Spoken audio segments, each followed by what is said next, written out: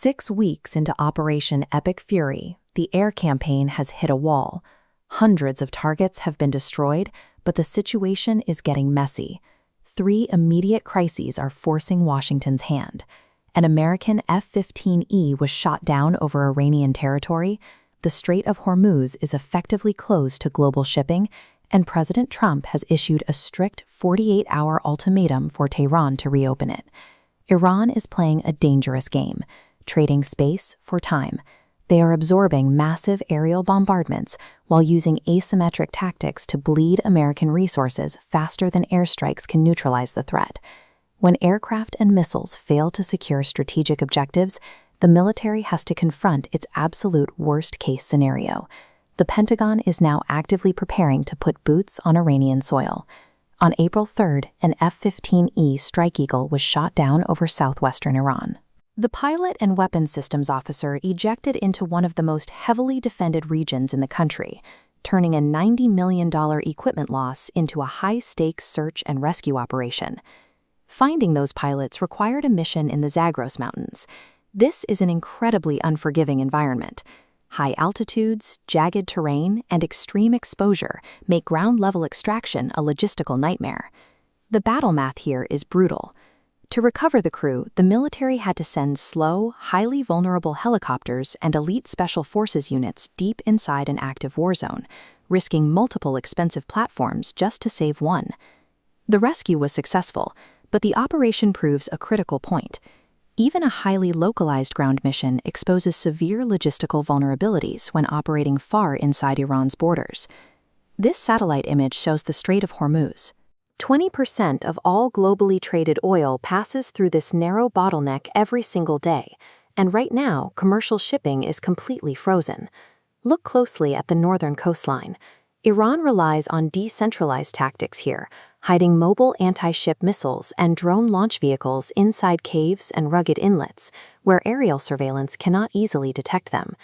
The airspace above the strait is an attrition trap.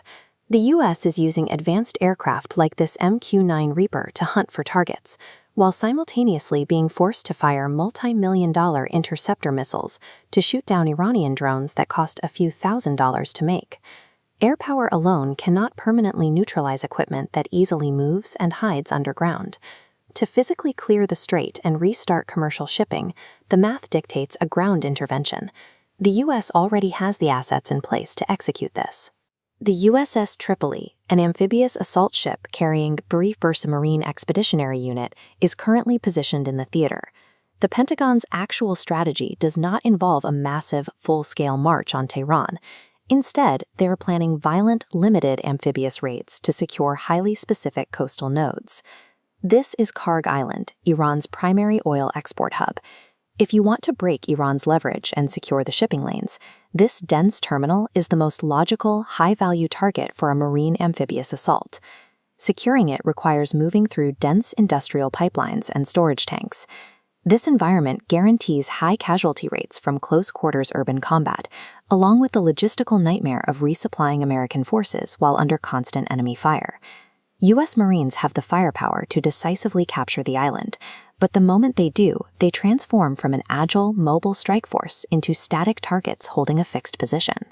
The moment U.S. troops touch Iranian soil, global markets will react. This graph models the expected economic shockwave, showing global oil prices spiking violently. If the price crosses $130 a barrel, the resulting inflation could trigger a global recession. Holding Karg Island puts American troops in a precarious position. While the presence of Marines breaks the blockade, they become a fixed target for relentless drone and missile attacks launched from the mainland. And the broader strategic risk is catastrophic. Burning through irreplaceable cruise missiles, interceptors, and naval assets in the Middle East leaves the United States dangerously exposed to any potential conflict in the Pacific. The U.S. has the military capacity to physically enter Iran and break the blockade, but achieving that tactical victory invites a messy, long-term strategic trap with no easy exit. This was made by my last brain cell. Quick heads up, things are developing pretty fast. This analysis is based on information available as of April 5, 2026.